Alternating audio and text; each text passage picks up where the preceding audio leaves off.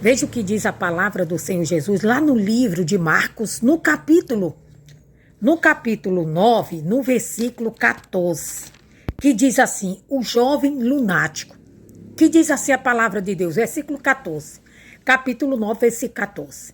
E quando se aproximou dos discípulos, viu ao redor deles uma grande multidão e alguns escribas que disputavam com eles.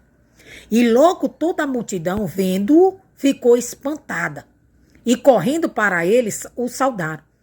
E perguntou aos escribas, que é que discuti com eles? E um da multidão, respondendo, disse, mestre, trouxe-te o meu filho, que tem um espírito mudo. E este, aonde quer que o apanha, despedaça. E ele espuma e range os dentes, e vai se secando. E eu disse aos teus discípulos, Disse aos teus discípulos que o expulsasse, e não puderam. E ele, respondendo-lhes, disse, ó geração incrédula, até quando estarei convosco? Até quando vós sofrereis ainda? Quer dizer, meu amado, o que nós aprendemos aqui com Jesus? Deus, ele exortou aquele povo. Exortou os discípulos, exortou todos, aquela geração que estava ali. Aquele povo que estava ali, Deus exortou. Até quando eu estarei no meio de vós? Até quando sofrereis? A incredulidade só gera sofrimento, só gera prisão, só gera desgraça. A incredulidade não gera nada de bom. O que gera algo bom na nossa vida, que gera milagres, curas, libertações, é nós crermos em Jesus. E aqui Deus estava exortando esse povo. Ô geração incrédula! Até quando estareis convosco? Até quando vós sofrereis ainda? Quer dizer, até quando vocês vão viver sofrendo, padecendo, vivendo nessa situação difícil, porque vocês se recusam a crer. Aí, seguindo, aí disse, trazei o menino, né? E trouxeram. E quando ele viu, logo o espírito se agitou com violência. E caindo o endemoniado por terra, revolvia-se em espuma. E perguntou, veja que Jesus aqui não foi logo expulsando o demônio, não. Ele conversou com o Pai primeiro.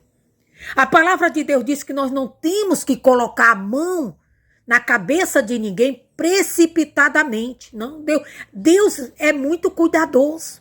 E ele nos ensina também a ser cuidadosos. Ele fez o quê? Ele se dirigiu ao jovem que estava caído no chão endemoniado? Não, ele deixou ali. Ele se dirigiu ao pai do menino. Aí disse assim, perguntou ao pai dele, quanto tempo há que se sucede isso? E ele disse-lhe, desde a infância.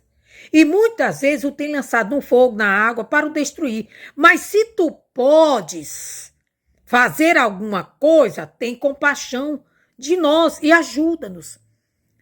Era aí onde Deus queria chegar. Se tu podes. Ele estava diante do Deus Todo-Poderoso, do Senhor dos Exércitos. Mas quantas vezes nós nos aproximamos de Deus e fazemos esta mesma oração?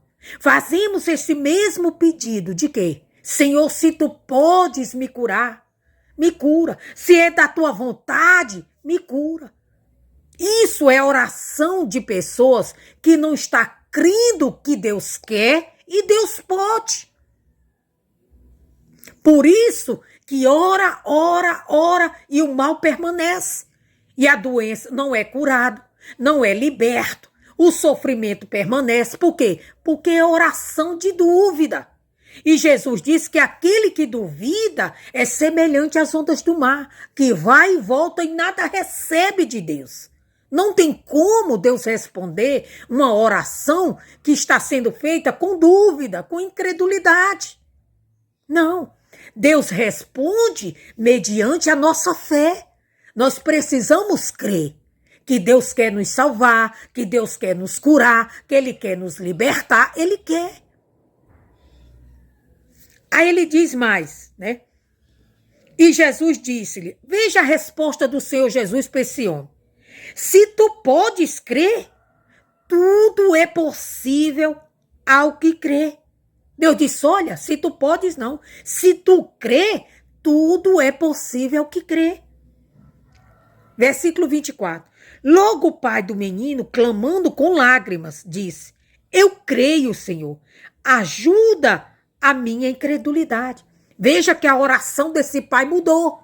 Agora ele estava pedindo para Deus ajudar ele a crer, porque ele era incrédulo. Quer dizer, muitos precisam se achegar a Deus e pedir a Deus, como esse homem fez, com lágrimas. Ele disse, Senhor, ajude-me na minha incredulidade. Eu não estou crendo que o Senhor pode curar, libertar o meu filho, mas me ajude a crer. Me ajude a crer. E quando ele pediu ajuda ao Senhor, o Senhor o ajudou. Porque Deus, ele não nega nem o bem àqueles que o buscam. Deus não nega. Então Deus não vai negar. Aí ele disse o que mais? E Jesus, vendo que a multidão concorria, repreendeu o espírito imundo, dizendo-lhe, espírito mudo e surdo, eu te ordeno, sai dele e não entres mais nele. Jesus orou aqui. Repreendeu o demônio e pediu que ele saísse da vida daquele jovem e que não entrasse mais nele. Versículo 26. E ele, clamando, agitando com violência, saiu e ficou o menino como morto, de tal maneira que muitos diziam, estava morto. Mas Jesus, tomando-o pela mão, o ergueu e ele se levantou. Veja, ele não estava morto. Deus o levantou. Por quê? Porque Deus não faz a obra pela metade. Quando Deus age na nossa vida, ele faz por completo. Amém? Aí diz assim, versículo 28. E quando entrou em casa, os seus discípulos perguntaram à parte, por que não podemos nós expulsar? Eles perguntaram, Jesus, por que nós não podemos expulsar aquele demônio? Olha o que Jesus disse. E disse-lhes, esta casta não pode sair com coisa alguma, a não ser com oração e jejum. Quer dizer, por que os discípulos não expulsaram o demônio na vida daquele homem? Primeiramente, porque os discípulos não se prepararam. Não estavam ali em espírito de oração. Não consagraram as suas vidas ali. Meu amado, nós temos que entender que a nossa luta é no campo espiritual. E as armas que nós usamos para combater o mal que é espiritual são as armas da fé. É a oração, é o jejum.